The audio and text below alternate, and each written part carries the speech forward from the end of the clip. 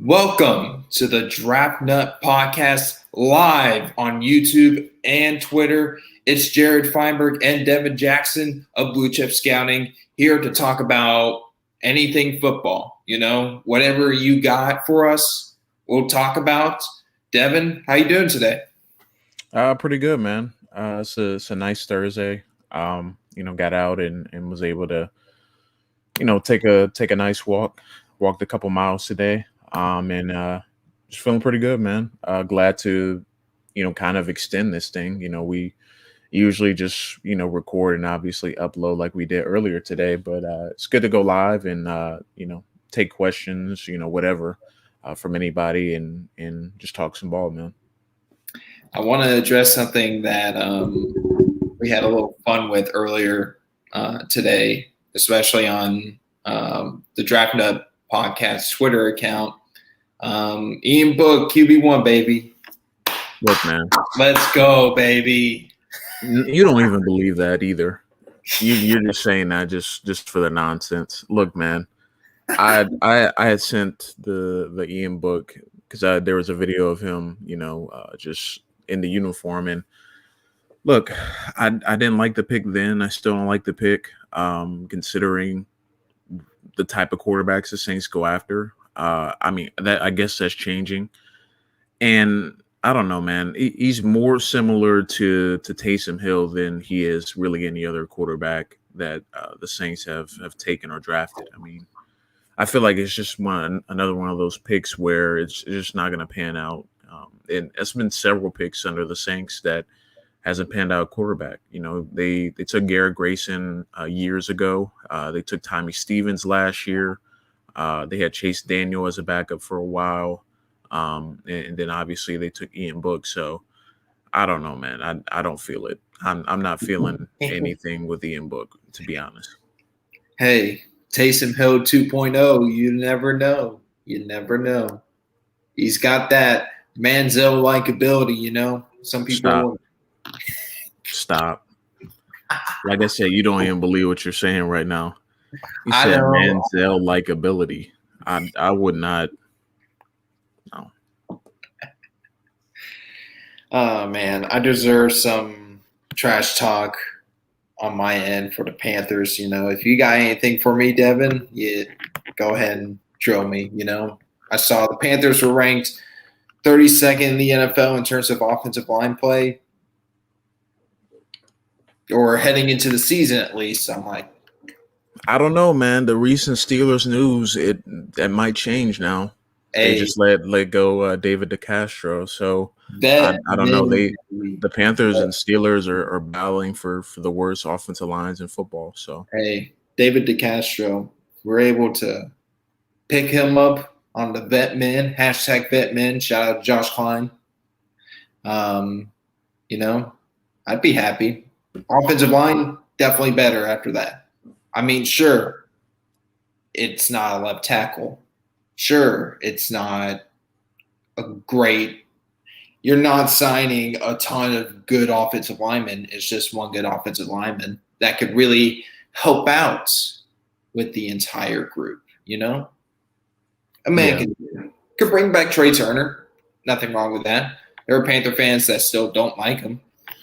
It is what it is, It sounds like it might come down to the Panthers and Steelers trying to get Trey Turner, to be honest. Now that the Steelers kind of have that hole at guard, might as well try and sign Trey Turner. Because what it seems like, and Nick Farbaugh, shout out to him, he's on his alternate account still, need to get his account back. But he had tweeted or talked to AJ Schulte about the move, and basically it could be a move where they free up money to sign Trey Turner and then extend TJ Watt because he's due for a big contract, or make some sort of move like that where they can bring in somebody or upgrade the edge position as well. Because that's something that kind of the Steelers management has talked about this summer, upgrading that as well. Because obviously they got TJ Watt and Alex Highsmith, who they drafted in the 2020 draft. No, 2019, I believe. I think it was. Yeah. Was it 2019? No. 2020. My bad.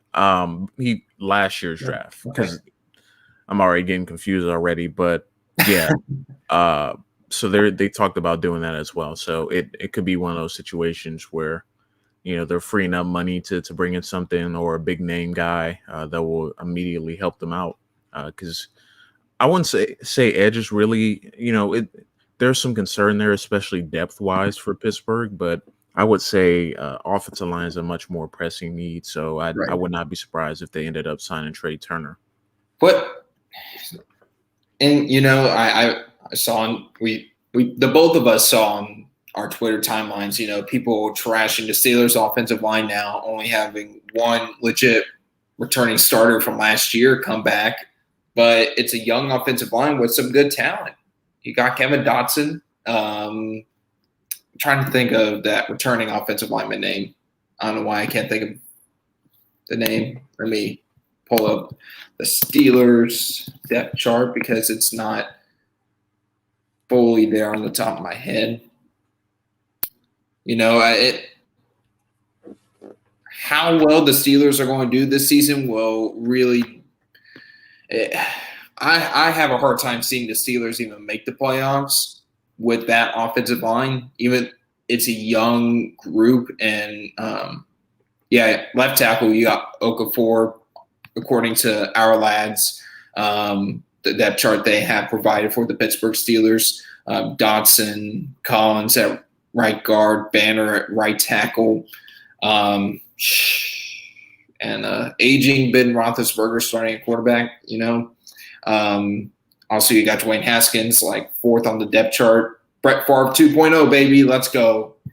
No. Saw that tweeted out from some Steelers guy from that area. Yeah, so I mean, the Steelers are kind of in a precarious situation, and I was talking about this with someone else, but I feel like there was a lot made about how New Orleans handled the Drew Brees situation, how he was aging, and they really didn't get a incumbent starter that is someone, if they can turn to, they will be confident in. And I feel like the Steelers are kind of getting at that point where it's like you're really putting your eggs in the basket on Mason Rudolph being the guy after Big Ben is gone, or you're putting your eggs in the basket that Dwayne Haskins may pan out. So it's like I feel like while teams saw what happened with New Orleans, I don't think sometimes it's kind of hard to move on from that guy, move on from the franchise guy, even though he's given so much, dedication, brought you Super Bowls in the case of Ben Roethlisberger. So Steelers are really in a tough situation. They really don't have the biggest cap room in the world to really go out and make a move or get a big quarterback. And they're never going to be a team where they completely tank, and get 3 or 4 wins on the season.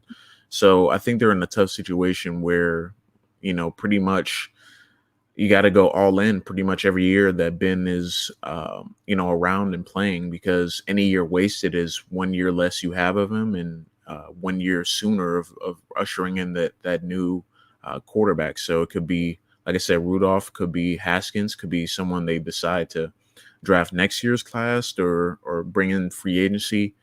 Was surprised that they, obviously they got Haskins, but I was surprised they were maybe more aggressive in trying to trade for a quarterback, maybe. But I mean, they really don't have they really don't have the big assets either. So dropping, yeah. With Justin Fields, and there were rumors that Pittsburgh wanted to trade up for Fields. Like there were some rumors out there that they did want to trade up for him. I just don't think they had the capital necessarily to do it. And also I don't think they had I'm not sure why they didn't do it. I think if Fields fell all the way to Pittsburgh Fields is probably starting week 1 unless they go with the whole loyalty thing and go, oh, well, we got to start Big Ben until Justin Fields is ready, when Fields was arguably one of the most pro-rated quarterbacks to come through the draft in quite some time, So, the Steelers missed out on Christian Darrisaw. They could have gotten him there instead of Najee Harris. They went after Najee Harris and Pat Freiermuth. 2 good players, but they had bigger needs, and I don't think getting a running back and a tight end, and I mean, I don't think tight end was necessarily that big of a need, So the moves by the front office, very questionable in my opinion, in terms of the draft. So it's something we're going to have to really pay attention to over the next couple of years, and especially this upcoming season. And also for the next couple of weeks, will they be aggressive in going after some offensive lineman talent?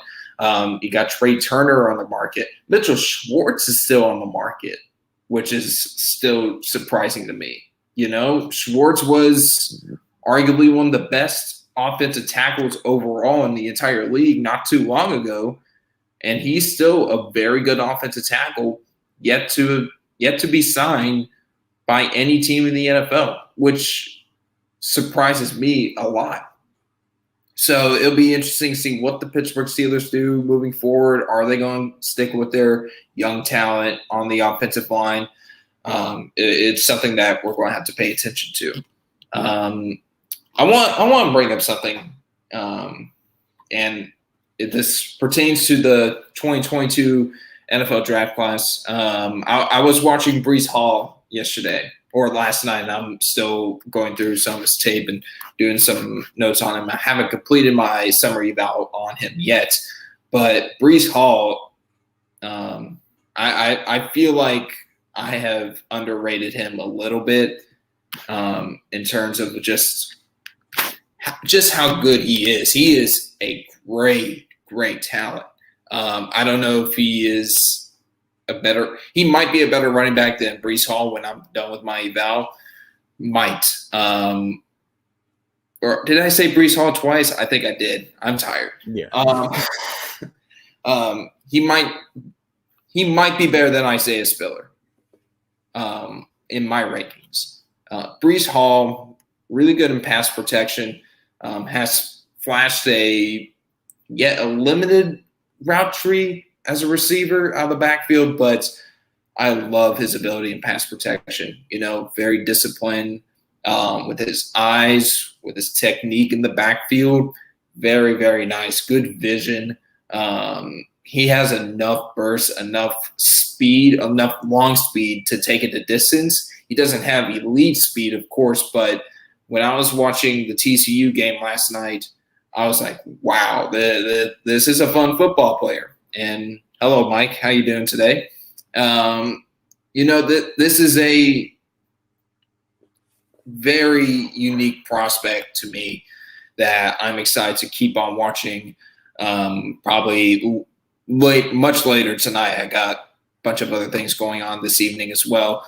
So, that's my thoughts on Breese Hall. I'm going to be evaluating Sam Howe next, a player that I've always admired from a college football and draft perspective. His evaluation is going to be very unique to me because he plays in an offense where it doesn't really allow him to do much in terms of progression as a quarterback for the next level. He's playing in the same offense that was used by DK Metcalf, A.J. Brown, Marcus Lodge, and Van Jefferson at Ole Miss, Jordan Ta'amu, Dawson Knox, Jordan Wilkins, Phil Longo, former Ole Miss offensive coordinator. He's now the offensive coordinator in North Carolina. So, and I've tweeted in the past, I'm not that confident with Sam Howell in terms of his pro development because of Phil Longo. I don't know. Phil Longo is a good offensive coordinator for the college level, but when you're talking about developing a quarterback for the next level, I don't know, man. I don't. I'm very. Howe has the talent. I've seen some people say he's just a guy, a jag, JAG, just a guy. And I'm just like, no, he has the talent to be a very, very good quarterback prospect. And I think he still is. It's just, will he take that next step? Will Phil Longo help him take that next step? Will he be able to, will Howe himself be able to progress himself to become one of the top quarterbacks in this draft class and maybe the top quarterback in this draft class? That's something I think we're going to really need to pay attention to this upcoming season. Yeah, I mean, Sam Howell is extremely talented. I'll go to Breese Hall and then talk a little bit about Sam Howell. Then I'll talk about who I've been watching. But yeah, Breese Hall is someone that I actually do like him a little bit better than Isaiah Spiller already. I will probably rank Breese Hall ahead of Isaiah Spiller. And it's really no knock to Spiller because he's a fantastic player. Both are really good running backs. I do think Breese Hall is a little bit of more of a home run hitter in terms of, when he's in the open field, he's not getting caught. As for Isaiah Spiller, I feel like he's more of I wouldn't call him a power guy, but I feel like he's more runs more behind his pads, so to speak, than Breese Hall. While Breese Hall is more the elusive, can get in the open field and really make people miss and hit home runs and score those long touchdowns. So I think it really depends on the type of running back that you prefer or you like it, or the system really that they're in. I think both of them win in different ways. I think Spiller is more of the, kind of grinded out running back, will get in between the tackles, can make so many people miss. I mean, we saw the play already a ton against Florida where he makes like 4, 5, 6 defenders miss and rolls into the end zone for a touchdown. But as for Breese Hall, he's a guy that can just, get one touch, 75 yards later, he's scoring. So I think they win in different ways. I think they attack the game in different ways. But I think, like you mentioned, Breese Hall could definitely improve more as a route runner and being more of a receiving threat. And I think that's partly due to Iowa State's offense as well. But I think both those guys are extremely talented, and I really have no issues, with how people decide to rank them this summer. Because we're obviously going to look more forward to the 2021 tape to figure that out. But as for Sam Howell, I think it's like, we can talk about kind of, Phil Longo's offense and how it may not be best suited for the next level. But I think there's no denying that Sam Howell has the type of body and build that you look for in a quarterback. And it, even from the first snap that I saw him this season, he just reminds me kind of just his motion, kind of how he, not necessarily how he maneuvers a pocket. I don't think it's similar to this guy, but he looks so much like Baker Mayfield out there, and just the delivery, just how he kind of operates in the pocket, how he's really not a super supreme running threat, but can, make plays outside the pocket and get needed yards. He's not super elusive. He's not a Malik Willis in his class or a guy like that. But I feel like he definitely can make all the throws on the field. I think it's more about consistency for one. There were times where he looked rattled in the pocket. He escapes the pocket at times too early. And that's very prevalent when you turn on the film watching him. And then also it's like I feel like, and we talked a little bit about this on a podcast, I feel like sometimes he tries to play hero ball where he has the check down open. He has the crosser route open. He has the immediate outlet open, but he wants to, instead of getting that quick 3-4 yards, he wants to get 15, 20. Sometimes he'll just throw the ball down the field in multiple coverage. So I think for him, it's more about growth in terms of taking what the defense gives you, continuing to get better at reading defenses and be able to anticipate when blitzes are coming, especially this upcoming year with them losing so many weapons, and then also being able to have that pocket presence to stand in there. You don't have to bail the pocket, and that's kind of a little bit something that people talk with about Zach Wilson as well, that he would bail the pocket when it was a clean pocket or a relatively clean pocket. So I think those types of things are fixable. And I think, while we talk about Phil Longo and his impact on that, I think it also comes down to Howe's own personal growth and being able to realize that, look, while, the offense may not take the reins off of it and you can't do exactly what you want to do per se, and have those, type of pro concepts and more suitable college concepts at the same time. I think it's also on Sam being able to understand where he needs to grow and, being able to operate in the pocket just better in general. I think that's the biggest takeaway I had from watching him and watching a couple games during the season, watching some film to kind of get a refresher on that. So for me, I think he has a second round grade right now, in terms of who he is, what he brings to the table, and kind of his talent. I think the talent is undeniable. I don't think he's just another guy either. Obviously, I don't think I would take the first four quarterbacks. Like I wouldn't take him over the first four quarterbacks that were taken in the 2021 class, but I think he would have fit in the 5, 6, 7 area just fine in this draft, particularly because of how talented he is. He's not one of those guys you can just write off and say, oh, he's a career backup. I think there's some real talent there that's still untapped, and I think having a strong season will definitely help him do so.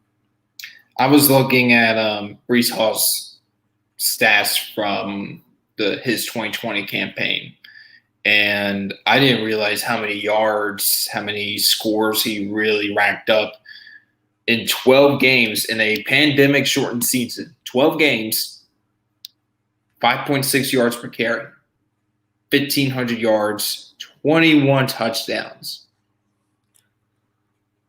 To go along, in total touchdowns for the year, 23, had 2 touchdowns in the year. Those stats alone from his 12 games last year, it was like another 13.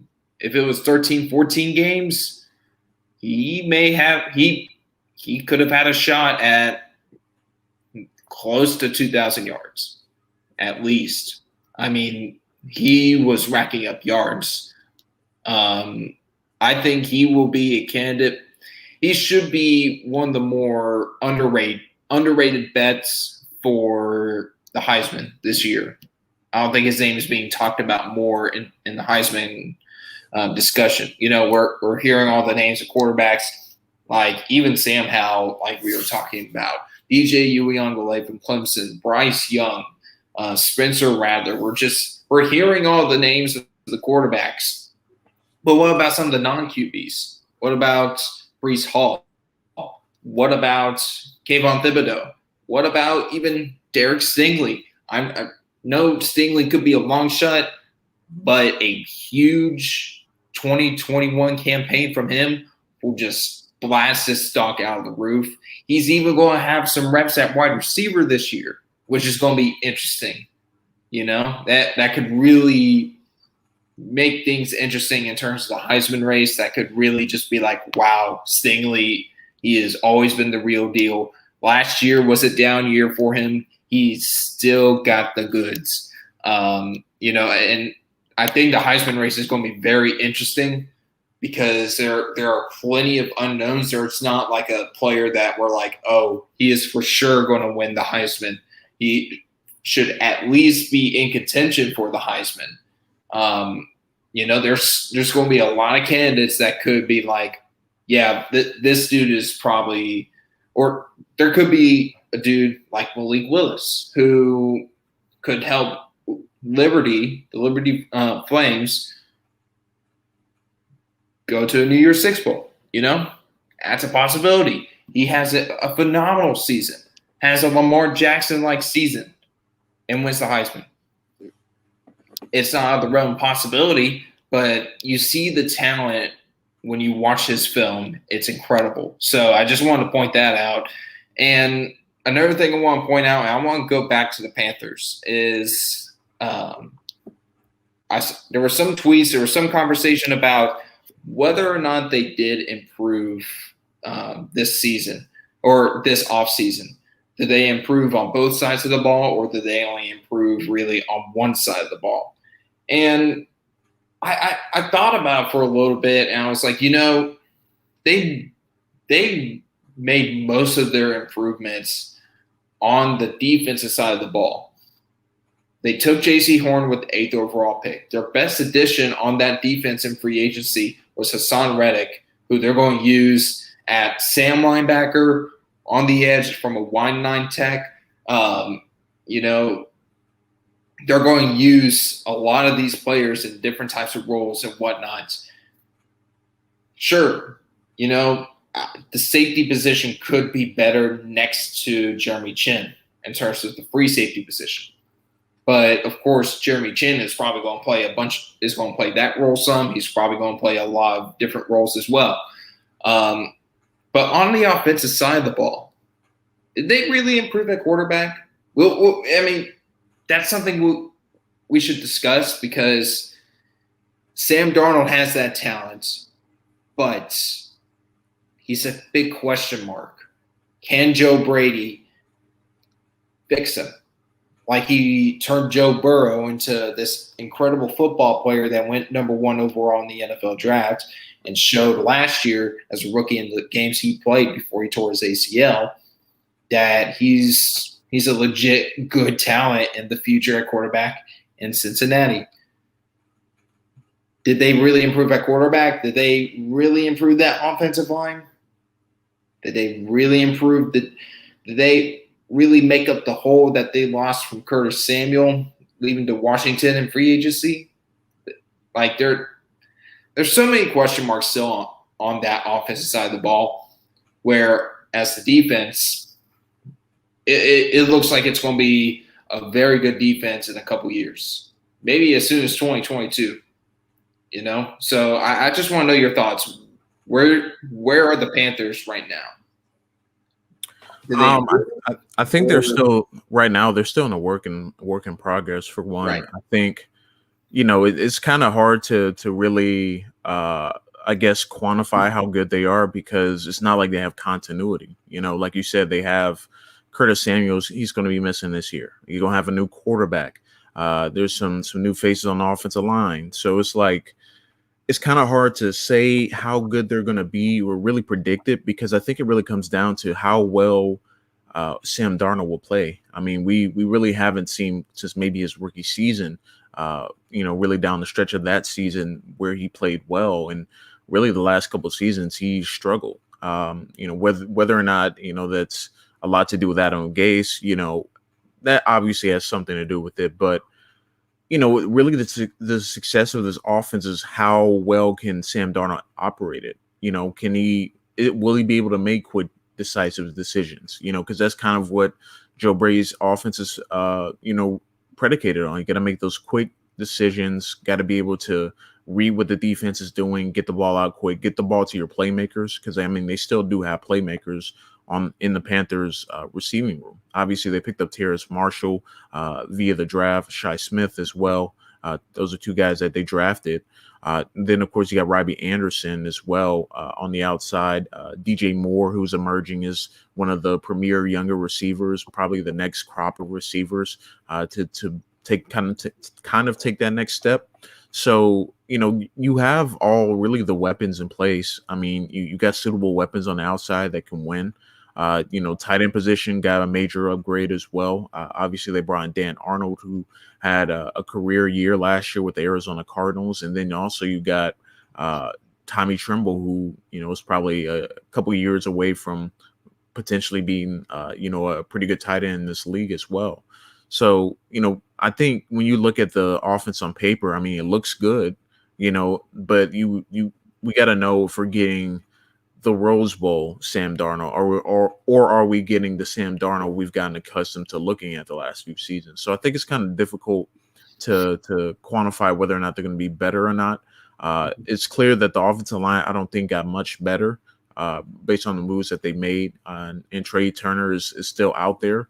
I think he could definitely help this team, be a little bit better and a little bit more consistent. But I think offensive line is definitely an area that did not improve per se on paper. Obviously, we'll have to see what happens during the season if they're able to develop some of those guys that's already in the room. But I think looking at the Panthers offense, I mean, they should at least be an average offense, just on paper alone. They should be in the top 15, 20 in terms of, yards. They can have a nice balance now that Christian McCaffrey's healthy, and potential that he's back now and he will help the passing game as well. So, I mean, there's things out there that the Panthers are going to be able to, be a solid offense. But I think it really comes down to the play of Sam Darnold and how well that offensive line, plays together. And I think that's kind of the main things there. I don't think there's any doubt that Joe Brady is going to be able to draw up plays and get open guys open. I mean, he did it with Teddy Bridgewater, and Bridgewater plays a lot safer than Sam Darnold in terms of how he takes shots down the field. So there's going to be opportunities for the Panthers to be a good offense, but it's really going to come down to consistency from the quarterback and offensive line, because I think the receiver room is just fine, as well as the running back room, but it's really going to come down to how well Sam Darnold can play in this new scheme and around these new faces. What I don't understand is that, because I follow a lot of Panther Twitter accounts and even some fan accounts, and there are some fans that are like, the team was so close to winning so many football games last year that fans are like, we improved a little bit with this roster, even though there's still a question mark at quarterback. This team could make a run at the playoffs. I'm like, whoa. This is not a playoff team right now. A lot of things have to happen for this team to really make the playoffs. Defense has to really step up. They have to, if they want to be as good as some people are saying they can be, they need to be good this year, not next year, this year. They need that defensive line to become a force, an absolute force this year. They need Sam Darnold and Joe Brady to really mesh together, and Darnold to really emerge as a good quarterback in this league if he can become one, because he does have the talent. We just have to see if he does end up unleashing that talent, unleashing that full potential that he has in him. That's going to be something to watch this season. And if Darnold doesn't do well this year, of course he's got another year, but the Panthers are probably going to be back in the quarterback market once again in 2022. And there's also some concern surrounding Matt Rule, and that, if the Panthers don't improve by a couple wins, if they are still 5-12 at the end of the season for some reasons, including the quarterback position, people are like, oh, yeah, Matt Rule, gone. See ya. Bye-bye. People need to understand the Panthers are still in a rebuild. They are not a playoff team right now. Sure, they're most likely they will win a couple more games than they did last year. Most likely they are going to win. They're going to still lose 9 to 10 games. That will be either 8-9 or 7-10. So I tell Panther fans this: be patient with this football team. This is still a young rebuilding football team that will require patience, that will require the fans to, you're going to have to go through the pain of another potential 10-loss season. That's a possibility still. You're going to have to understand that the youngest team in the NFL will have growing pains. Even some of the second-year guys, even some of the third-year guys will have still some growing pains because this team is still developing, still growing. And like I said before, like I said just a moment ago, the youngest team in the league.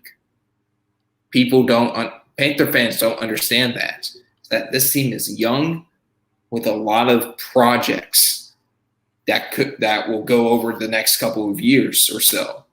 Maybe even the full 4 years of some of these guys' contract, So patience is required with the Carolina Panthers for this upcoming season.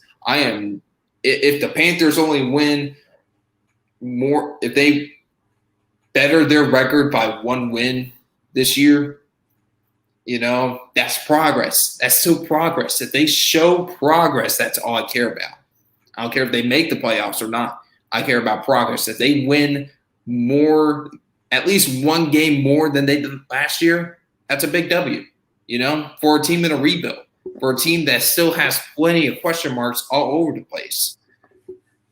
If Sam Darnold becomes a good quarterback this year, the Panthers can really be something good as soon as this year or even next year. So that's something we're going to have to keep an eye on this offseason, throughout training camp, and throughout the season. Will Sam Darnold become a good quarterback? Will the Panthers finally hone on to that potential and unleash it? Will that defense become a good defense? There's so many question marks. I don't expect the Panthers to make the playoffs, but I do believe they can make the playoffs if the team, if in quite a few key areas, can step up and play to their potential. I believe they can be a playoff team, but right now, no way, not at all. Devin, what about your Saints? Or just, do you have any other topics that you want to discuss? I wasn't really gonna. There's really nothing really going on with the Saints. Really, I think that we haven't already talked about or at least discussed. So I kind of want to switch gears here. I do want to talk about a guy that I've been kind of watching today on and off is Wisconsin defensive tackle Keanu Benton. He's one of those guys that he plays strictly nose tackle in that Wisconsin defense, or in one shade or kind of really around the center. He's always lined up near or around the center. But I think he has a nice chance to emerge. I think this defensive tackle class, I think it really hasn't been talked about too much early on, in terms of like who's going to be someone that could flash or who's someone that could really rise. And I think that Benton could really rise. He's someone with heavy hands. Really, the strength it pops off on film. I mean, he can move dudes into the backfield. Watched him against Illinois this past season. He had a career high, I want to say 5 or 6 tackles. And he's someone that also flashed in the 2000. I want to say it's 2019 Big Ten championship game, or no, 2018 maybe. No, it was 2019. I don't know. I keep going back and forth, but he had a really I think a 2 or 3 play stretch where he was sacking Justin Fields, getting in the backfield, stopping J.K. Dobbins when they had him as well. So he flashed then, as a freshman, and now a couple years later, I think he really has a chance to kind of have a Christian Barmore type rise, so to speak. Where he could be in the back end of the first round, early second round. And obviously it's early on in the summer. I know that we talk a lot about guys who could rise or could be a first rounder. But with Benton, I really think there's something there because he doesn't just have the ability to kind of clog running lanes.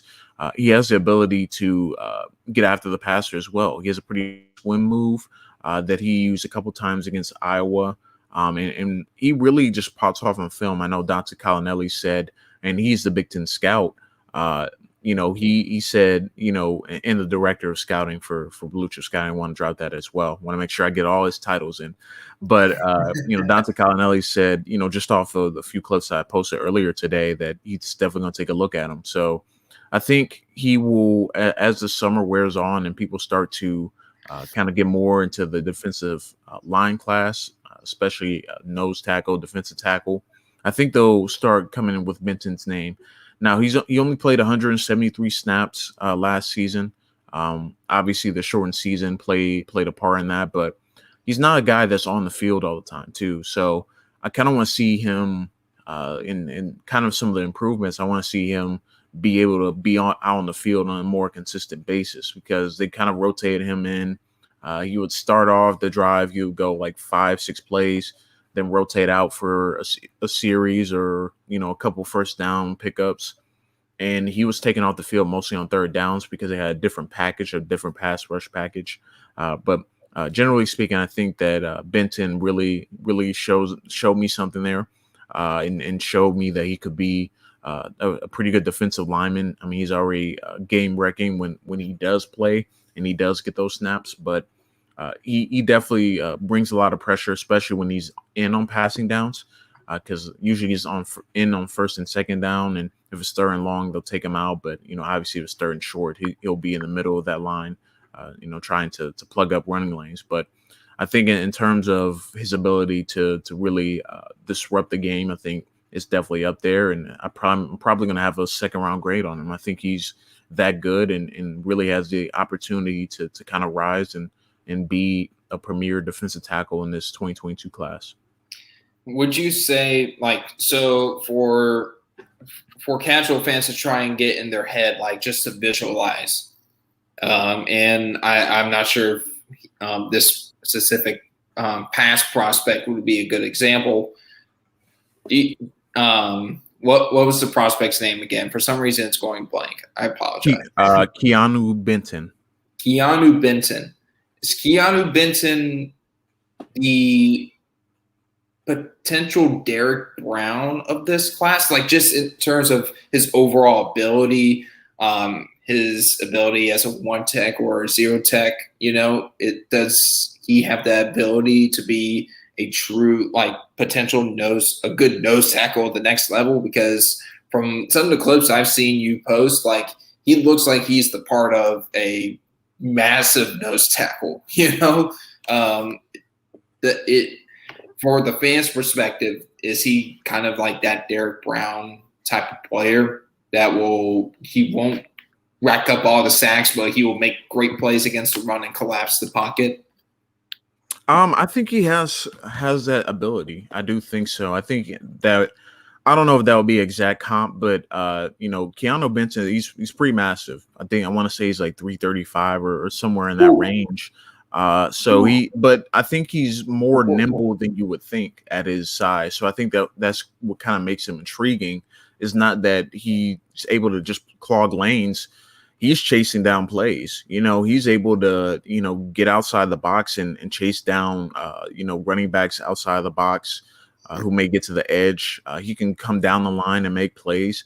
So he's not one of those guys that are just you stick in the middle and he's going to just clog up everything. He can show some athleticism as well. So I think kind of he does have some Derek Brown to his game in terms of being able to really cause disruption as a zero tech, one tech, and really could be a premier nose tackle in the NFL. I really do think he has that ability, and I think the more that he gets on the field, the more reps that he has, and being able to continuously split double teams as well. I think that's an area that he could improve a little bit better. There were times he did split the double team, but there were times where, he kind of got out of position, was too high, and a technique that I've been seeing or I've seen, with defensive tackles is dropping their knee to kind of, dislodge that double team block and kind of let him sit in the middle of the two and they can't really move him. So I've seen him use that move a couple times. So I think the sky is definitely the limit with Benton. I think he definitely has potential. I don't know about top 10 potential like Derek Brown, but I do think he's really could have potential first round potential. So a couple players that I plan on watching over the next couple of days or so, or throughout the next maybe 7 days over the next week. I definitely want Sam Howell's the next player I'm going to look at after I finish Breese Hall. Phil Jurkovec, Boston College quarterback. I heard he's got some potential QB1 hype. especially if he can continue his development and become a top QB prospect.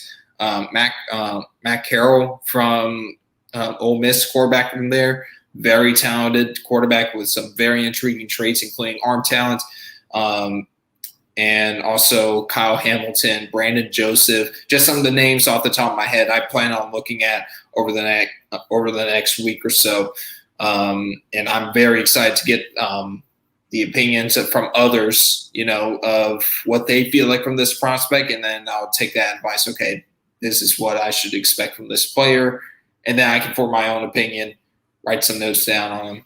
And, I don't plan on putting out a true scouting report this summer. I plan on maybe coming out with like a scouting report, like, just some thoughts on some prospects I've been watching over the last little bit.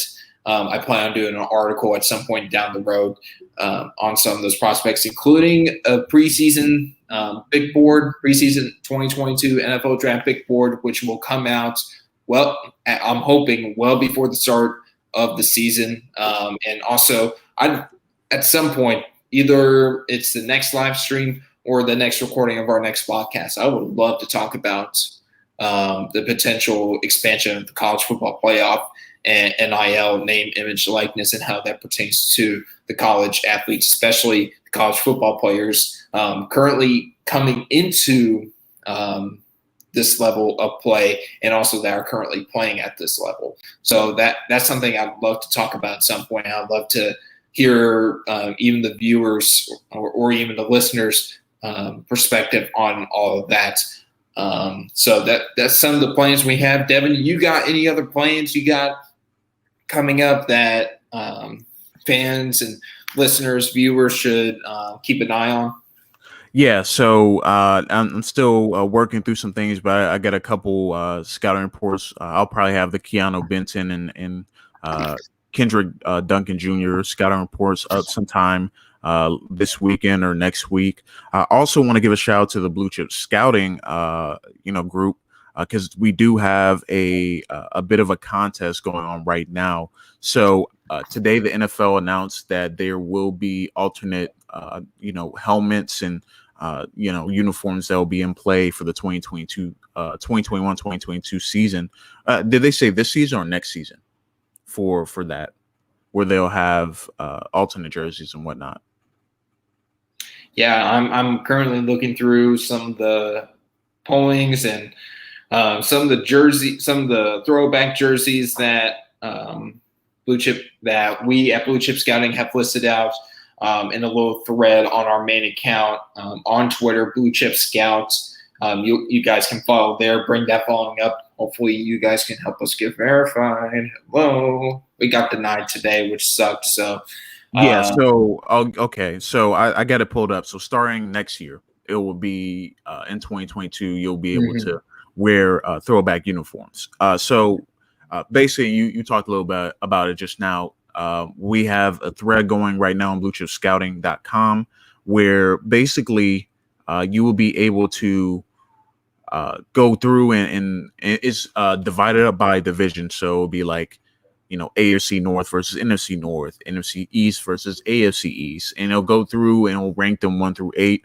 Give a shout out to our guy, Andrew Harbaugh, as well as Tyler Fornes. They're the two ones kind of heading that.